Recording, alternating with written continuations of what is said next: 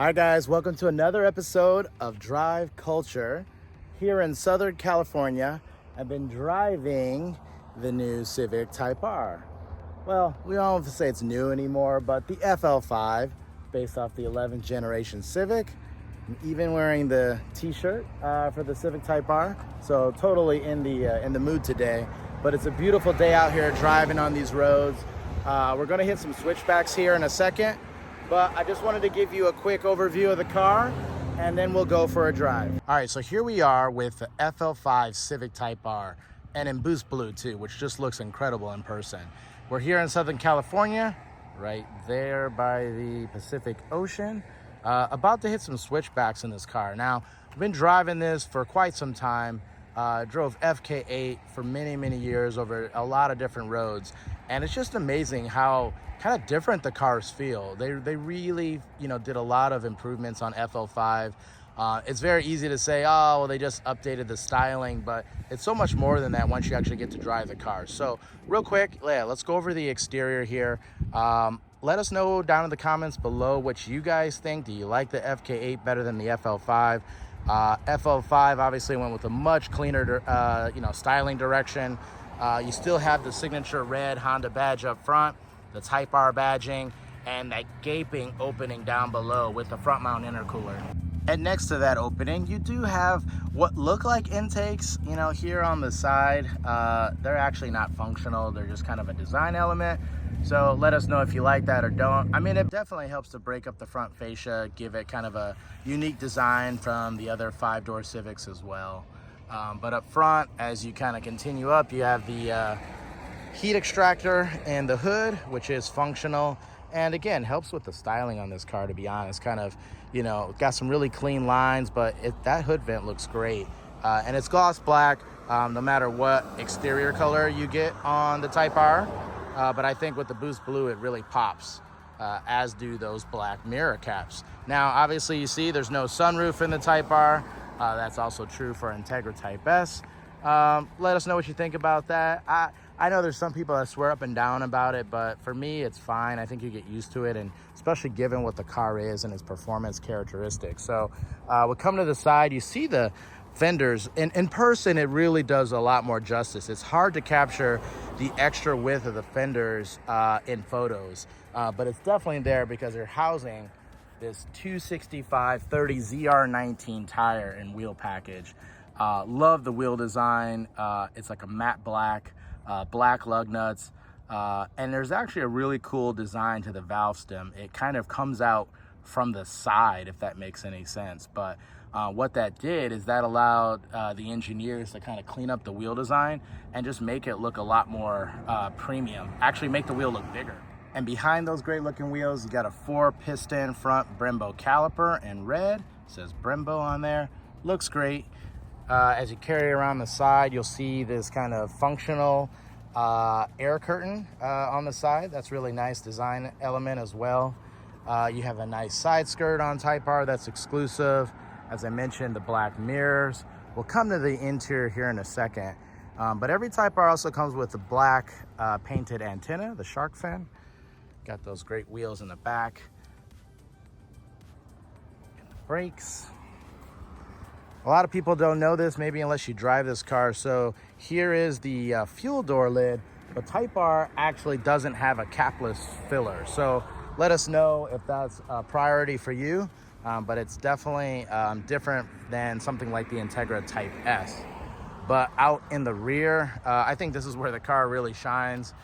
Everybody that I'm passing, they kind of get up on it.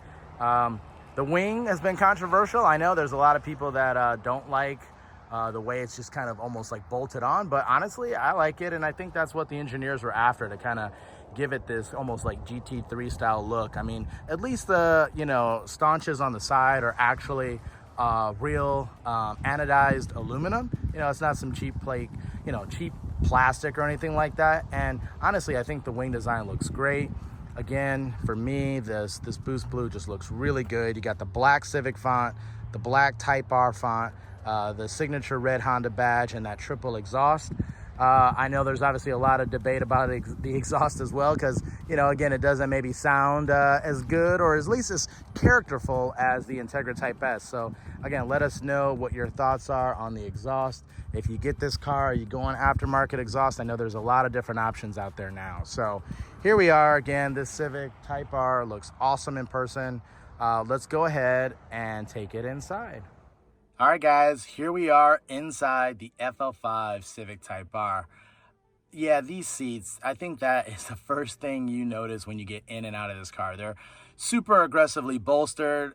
They look amazing as well, but there's just something special about them because, you know, if you've been in some really aggressive, you know, like Recaro style bucket seats, I mean, sometimes they're just overly aggressive, overly hard. They definitely tear you up over a long drive. These seats here, though, they're fantastic. They're great for long drives, great cushioning, great bolstering and support. And even over a long 3 to 4 hour drive, it was fine. I actually got out of the car and still felt, you know, really not fatigued at all. So that was really, really impressive given the extra support that they provide. So obviously you got the standard leather steering wheel over there. You can do an Alcantara optional dealer accessory wheel. I actually personally like that, but the leather wheel feels good. It's round, it's not flat bottom. You do have the signature H mark in red, the red Honda logo there, exclusive to Type R models. You do have a digital instrument cluster. Right now it's set on kind of the race style gauge. They do have the traditional round gauges as well. Let me know which ones you guys prefer. When I'm setting up like my individual drive mode, you can actually choose the menu style in there as well. So I actually opted for the what they call Plus R gauge design. Just kind of makes it feel special. And, you know, above that you have the kind of signature LED you know, lights that light up as you're, you know, revving up through the RPMs. That's a really cool touch as well. In the center screen there, you can see we got a 9-inch color touchscreen. It has wireless CarPlay and Android Auto, so huge fan there, love CarPlay. Down in the center console area, there's a wireless charging pad and 2 USBs, both USB-A, not C's, and a 12-volt socket. Of course, you got the exclusive 6-speed manual transmission. It's just such a joy to drive, to use, to row through. It's easy, it's precise, but yet, you know, it's just very satisfying too, especially in this day and age where, you know, manuals are really, really getting hard to come by. And then obviously there is a rev match system.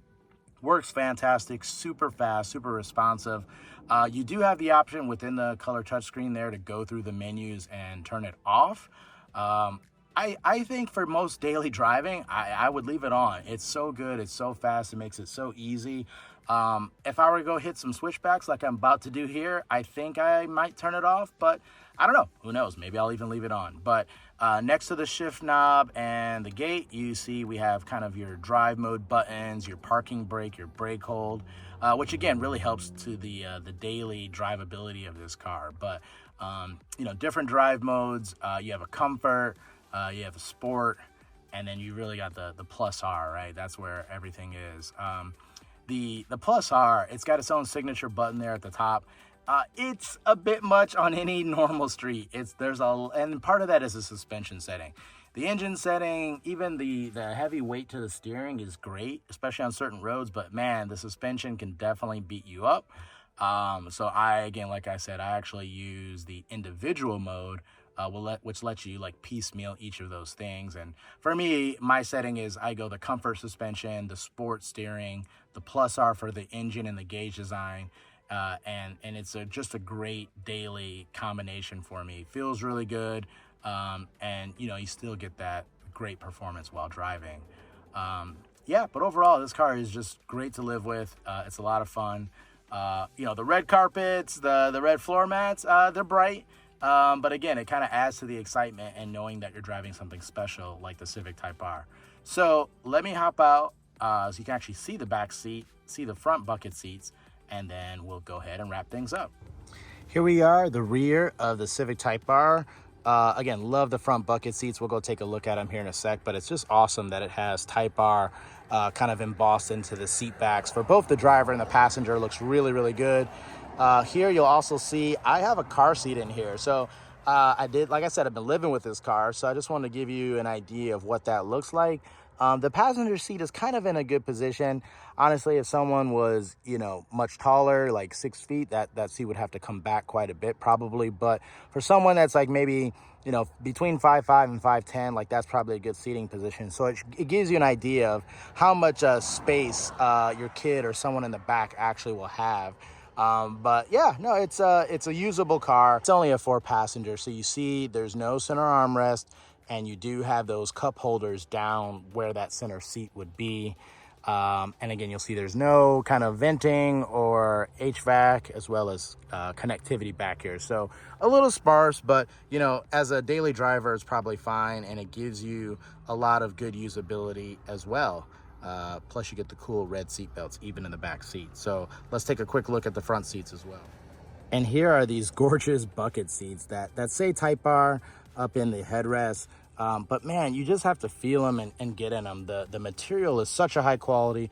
The bolstering is stiff but still supportive.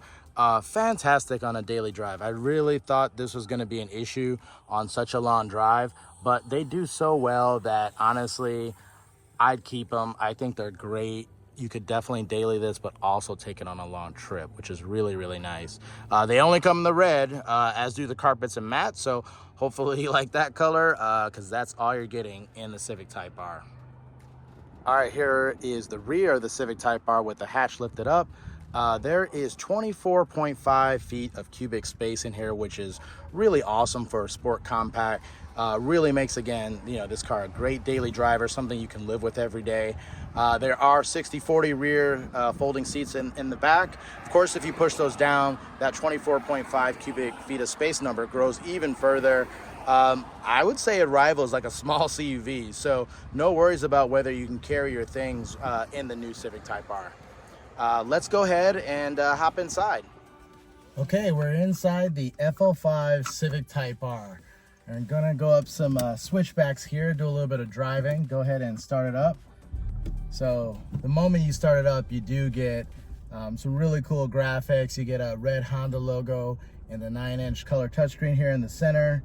And you also get a nice little startup in the digital instrument cluster, the 10.2-inch screen in front of you. Given that we're gonna go do some switchbacks, I'm actually gonna go into plus R. So I push that button. That gives you the race gauges, puts everything into a sportiest setting, and it gives you really tough suspension. But we're gonna go ahead and go right now. So let's shoot up here before traffic comes. Right off the bat, the car feels really good. Plus R, the suspension is pretty tough. There is an individual mode to change that and kind of make the suspension and comfort. You got the steer, you can put the steering in like maybe sport, because plus R is also pretty aggressive on the steering. So you can come up with your own combination and customize it through individual mode. But right now I'm just going full attack in plus R. These are some pretty intense turns here. But yeah, this car's got so much mechanical grip, and it just rips, right? And then you've got the LED lights in front of you as they just light up on the dash. But I mean, this car, especially as you're going up these switchbacks, I mean, it just feels like a freaking roller coaster. And I mean, the seats, they just hold you in so well. I mean, that's what these bucket seats are all about. But right now I also have the rev match system on. Of course you can turn it off, but honestly, how quick it is and how good it goes, I think you can leave it on most of the time. If you're hearing that little beep in the background, that is because basically you're hitting the rev limiter. So I think you can actually turn off that beeping sound as well. It might get a little annoying if you have to keep having some intensive drives. It just kind of keeps beeping at you. But it's also nice to know, hey, it's time to switch gears. And of course you got this huge gear selector in front of you in the race mode. So up third gear, the pull is just awesome. The torque, 310 pound-feet of torque like we were talking about for the engine, 315 horsepower. And again, I know everybody wants to talk numbers on this car, but this car is so much more than that. It is clearly not just a numbers car. It's how it feels, it's how it behaves. And you know, some of that can be lost in just when you're looking at a spec sheet. I think, you know, sometimes we over focus on that stuff. Yeah, of course, 0 to 60 is not going to be the crazy, you know, 3 seconds or anything like that. I mean, you're limited really by the front grip and the tires. You know, I've also seen some people do some really aggressive launches out of the dig, but that's not the way to launch this car either. You kind of have to feather it. You really don't want to launch more than like maybe even 1500 RPM. I've seen some YouTubers and people, they're up in like 3500 and they drop the clutch, and yeah, I mean, you pretty much get the car to bog down, or you really just run into you know, some wheel spin when you do that. So you kind of have to feather it. You ease into the throttle, switch in a second. Don't get into it right away. That's another mistake you make. You kind of still have to feather it halfway through the RPM range in second, but once you're up at like 5,000 RPM in second gear, then you can get into it, switch into third, stay into it, and at that point you're doing some really good speed. But yeah, this car is just great to drive. I've, you know, spent a lot of time like kind of living with it as well. Drove, you know, a few hundred miles, which was a little daunting at first with these bucket seats, but honestly, when you were like driving in like comfort mode, or you know, the individual drive mode with that comfort suspension setting, it did really good. The seats don't beat you up. Despite the aggressive bolstering, it's more of a pain to like get in and out of the car than it is to just drive around in it. Like once you're in there, you're in there. And you know, especially for like a long drive on the freeway, there's something to be said about that, because you're just kind of locked in place. Now, again, obviously certain body types may not fit in these seats, you know, but for me, it's just about perfect. Yeah, again, wait till we talk about the Integra Type S. That's a different seat. It's definitely nowhere near as bolstered or as aggressive as this seat. Better suited probably for daily driving and highway driving, but here on these switchbacks, man, these seats, they just make you feel like you're bolted into the car, because the chassis is so rigid, especially like when driving in this Plus R mode. So yeah, here it is, you know, Civic Type R. We definitely want to do a drive review with the Integra Type S as well, kind of give impressions about both cars really and how they differ, because again, that's a mistake you can easily make and say, oh, well, these are the same hardware and the specs are the same and things like that. But honestly, the cars couldn't be much more different. I mean, when you drive them, and especially back to back, you quickly notice the difference in, you know, ride quality, balance, performance, sound's a big one, right? So so yeah, stay tuned for that, and hope you enjoyed this little drive. And that's a wrap on this one, guys. What do you think about the F05 Civic Type R? I mean, obviously there's a million reviews out there. There's a lot of people that have driven it, obviously a lot of owners out there now, but we just want to give you a quick daily take on it, what it's like to drive every day. Again, like I said, I drove this car several hundred miles in just a couple of days, and surprisingly, the comfort, the drivability was there. Didn't break my back. The Bose system was a nice touch, right? You like driving with my tunes. And so again, I think it can definitely do as a daily driver. You know, but let us know down below what you think. We're actually going to do another video with its stablemate, the Integra Type S. And so it should be fun to really see the differences between the two cars, especially when you drive them back to back on the same road. So with that, thanks for coming to Drive Culture. Definitely click the bell, subscribe, add some comments, let us know what else you want to see, and we'll see you on the next episode.